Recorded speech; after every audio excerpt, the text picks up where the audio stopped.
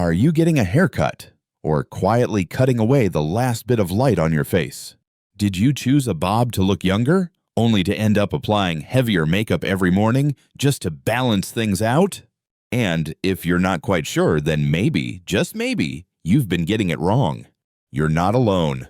So many women over 50 choose the bob because it's safe, classic, age-appropriate. But what no one tells you is this: a bob that's even slightly off can drag your face down, dull your eyes, and quietly erase the spark you still carry. Hair, especially bob cuts, isn't just a style. It's the frame of your face. It's the first area that catches the light, and it reflects exactly how much of your energy is still shining or slipping away. In today's video, I'll walk you through 5 seemingly small mistakes that might be making you look more tired, more rigid, and up to 7 years older. But more importantly, I'll show you how to fix each one without changing who you are, but by enhancing what you already have: your depth, your softness, your quiet allure after 50. Because maybe what you need isn't a new haircut. It's a bob seen through a completely different light. And the first mistake? It's something many salons still default to when cutting hair for older women. Mistake number 1, a blunt, one-length bob where simple becomes heavy. You might think that clean lines equal elegance, but then you look in the mirror and see something stiff, weighted, almost harsh. You're not alone. The one-length bob is a go-to for many women over 50 because it's neat, easy to maintain, and timeless. And in the first few days, when it's freshly styled and smooth, you might even feel renewed. But within a few weeks, something changes. Not your hair, but what it's saying about your face. The truth is, what once worked beautifully at 30 or 40 now unintentionally highlights the very things you wish to soften. A straight, blunt cut draws a sharp outline around your head, a visible border between hair and skin. And at 50 plus, when your jawline is softening, your skin is thinner, and your eyes hold less brightness than before, this hard edge can quietly age you. Have you ever looked in the mirror after washing your hair and thought, "Why does this feel like a wig?" Or maybe you tried a light makeup look, but your face still felt dragged down, as if the hair was pulling your whole look into the ground. It's not your fault. It's the cut. A one-length bob acts like a lid on your head. No lift, no movement, no space for your facial features to breathe. And it's even worse if your hair is thinning, which it often does after 50. A blunt line exposes sparse patches and uneven growth because all the focus is trapped at the base of the hair. And, worst of all, this kind of cut pulls the viewer's gaze downward from your hair to your jaw to your neck. And if that area is where you're quietly trying to keep things to yourself, this bob is revealing it day after day. But here's the truth no one's told you. You don't need to give up your bob to look fresher. You just need the right version of it. The solution starts with internal layering, a subtle technique that removes weight from the inside of the cut. Unlike trimming the ends or layering on the surface, this lifts your hair from within, giving it movement without losing structure. You don't need to change the shape, just the inner architecture. And just like that, your hair flows again. It dances gently around your face instead of locking it in. Next, ask your stylist to bevel the ends. A slight inward curve, not curled, not styled, just soft enough to follow your cheekbone and jawline. It lifts the whole face without injections, without effort, just with a gentle bend. And if you're ready for a bit more framing, try face framing layers. A few soft pieces near your cheeks or eyes. Nothing dramatic, just enough to draw light toward the center of your face, so the eye goes up, not down.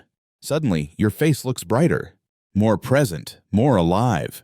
You can absolutely keep your bob. But when you start adjusting the small things, the inner shape, the movement at the ends, the soft curve around your eyes, you'll begin to feel like you again. Not 30 again, but the best version of who you are today. And if you've ever thought, just a longer front is enough to make me look younger, then be careful. Because the next bob style, also popular and seemingly edgy, is actually a double-edged sword for women over 50. And that mistake number 2 is exactly where we're headed next. Mistake 2, the reverse. Bob when trendy turns into a past you're still holding on to. Remember when the reverse bob was everywhere, short in the back, Longer in the front. Think 2005. Every stylish woman was getting it. High nape, sharp angles. It gave off that runway confidence, vibe, bold, edgy, modern. And if you ever brought a photo of Victoria Beckham to your salon, you weren't alone. But then time passed, and somehow the cut didn't pass with you. Here's what few people say out loud. The reverse bob, though, once iconic, starts to work against you after 50. Why? Because it pulls the eye exactly where you don't want it to go. Straight to the neck. One of the first places where aging quietly shows up: fine lines, thinner skin, subtle sagging, only you notice in the mirror.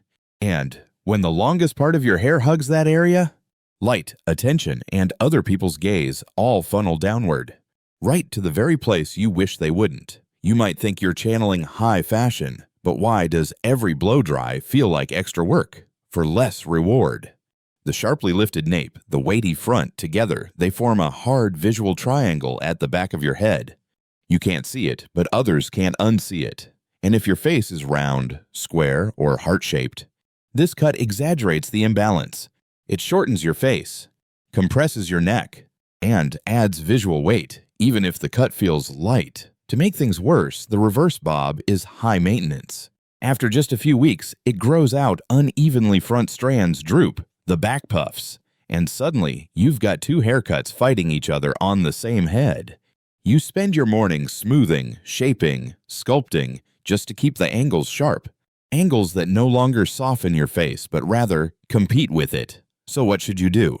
The answer isn't to ditch the bob. It's to reverse the reverse literally. Instead of a dramatic slope from nape to chin, opt for a gentle angle that starts from the back and softly lengthens toward the front. Nothing sharp, nothing screaming for attention. Just enough tilt to draw the gaze upward from the collarbone to the cheeks, to the eyes. And skip the straight, stiff front strands. Add subtle face-framing layers. Let them move when you tilt your head, smile, or walk into a room. You'll be surprised. One small shift and suddenly your face breathes again. Your neck feels longer. Your silhouette, lighter.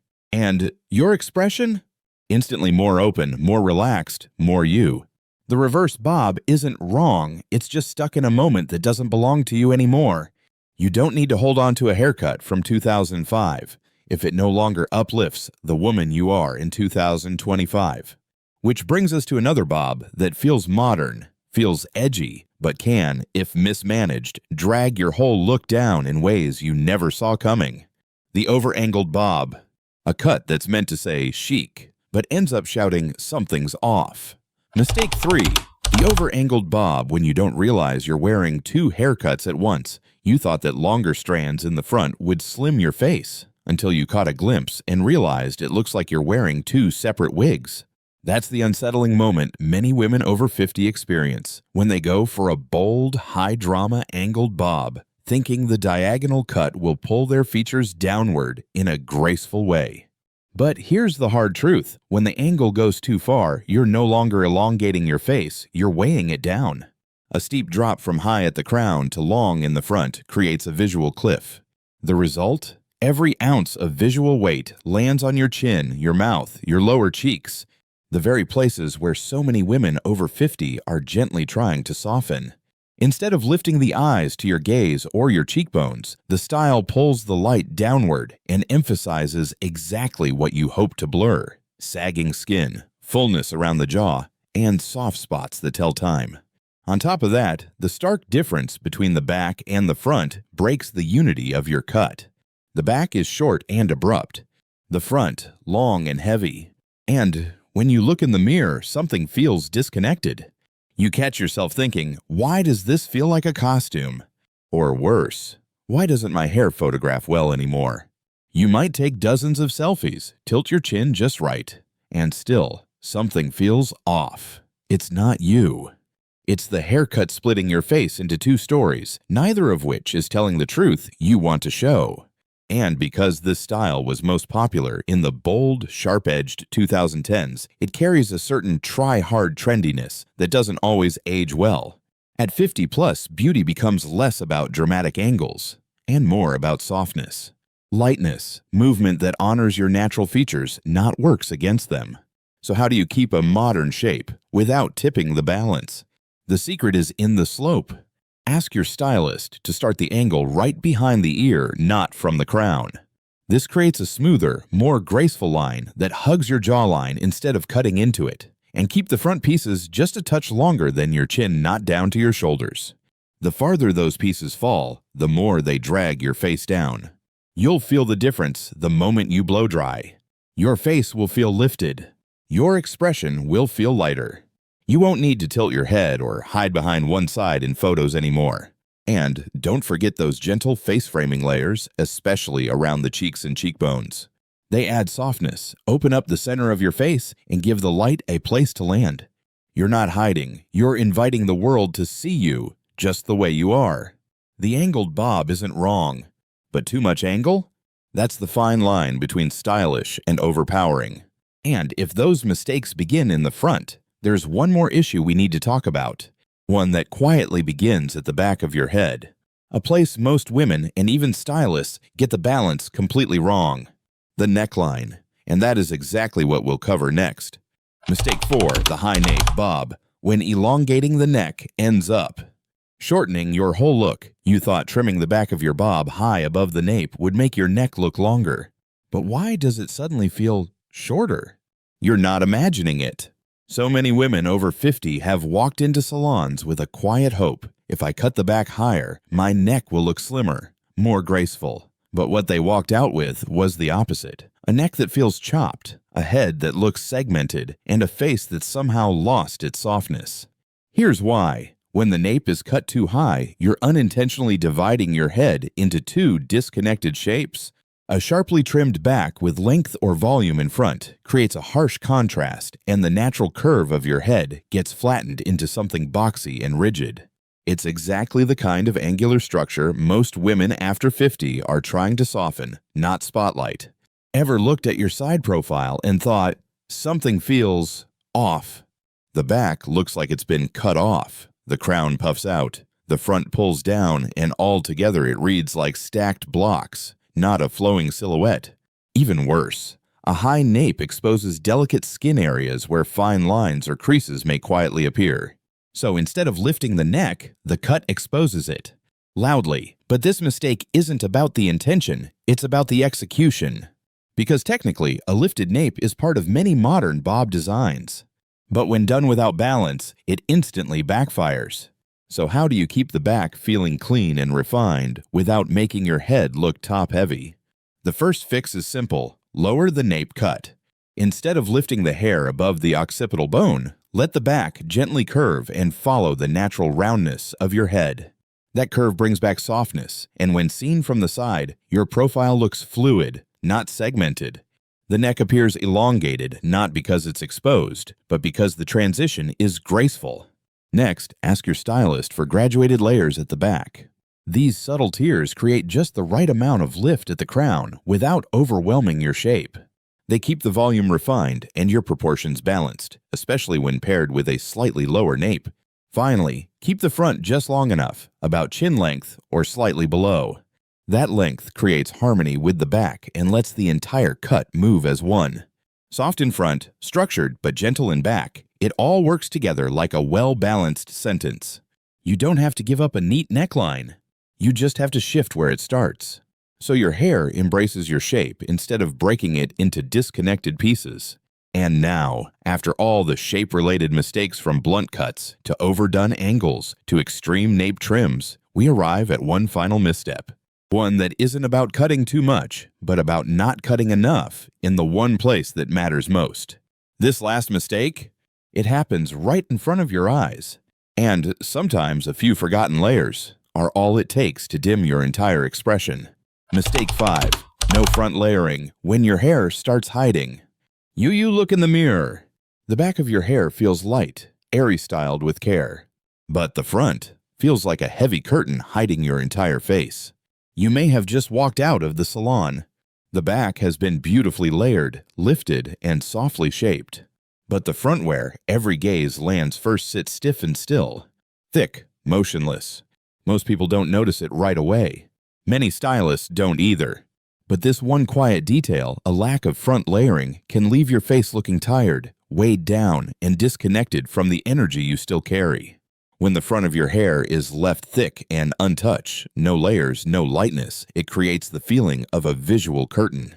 Like you're hiding behind your hair, not because you want to, but because it never got the breadth of movement it needed. And if you're over 50, where cheeks are softer, jawlines less defined, and brightness needs a little more help, then heavy front hair only magnifies what you're trying to gently minimize. It frames your lower face too tightly, clings to the sides of your cheeks, highlight your jowls instead of lifting your expression, and all the while it casts a shadow over the very place your light is meant to shine your eyes. But the real problem?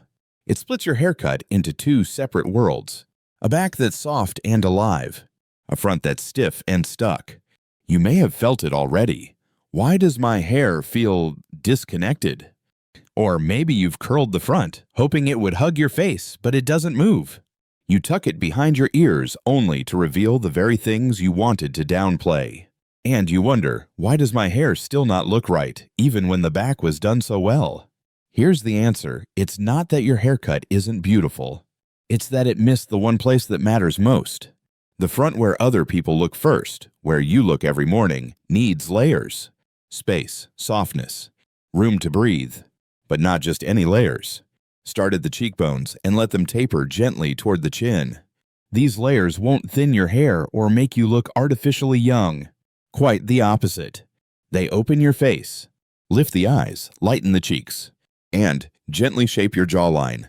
Pair that with internal layering, a technique that removes weight from the inside, so your hair retains fullness without looking heavy. The result? A cut that moves, that flows, that holds softness where you want it, and strength where you need it. And most importantly, make sure the front and back are connected. One fluid story, one shape that turns naturally with you. So when you move, your hair moves. When you smile, the hair near your cheeks lifts with you. When you walk into the room, the light reflects from your face, not away from it. You don't need a dramatic makeover. You don't need to chop it all off. Sometimes, it only takes a single layer cut at the right place, at the right angle, at the right time to bring you back to life again. And now you might be asking, do I really need to change my whole hairstyle? Or maybe you just need a cut that sees who you are, lifts what matters, and brings out the woman you've always been becoming. You've just walked through 5 mistakes that may seem small, but quietly shape how others see you. More importantly, they shape how you see yourself every morning, in the mirror. Maybe you've blamed aging, time, the harsh lights in the fitting room, or the angle of your phone camera. But sometimes it's not your face that's changed, it's your hair, no longer holding you the way it used to. The bob isn't outdated, but you're no longer the woman you were 10 years ago. You're deeper now, softer, more seasoned, and that means you deserve a haircut that doesn't make you shrink, but helps you fully show up. A cut that doesn't try to hide the woman you were, but quietly celebrates the woman you're becoming. Next time you sit in the chair, instead of asking, "How short should I go?" try asking, "Does this haircut lift me or fade me out?" And if you saw yourself in any of today's mistakes, don't worry. Because the beautiful truth is this, just a few well-placed snips can bring back a reflection you thought you'd lost. You don't need something drastic. You don't need to change who you are. You just need the right layer, in the right place, at the right time.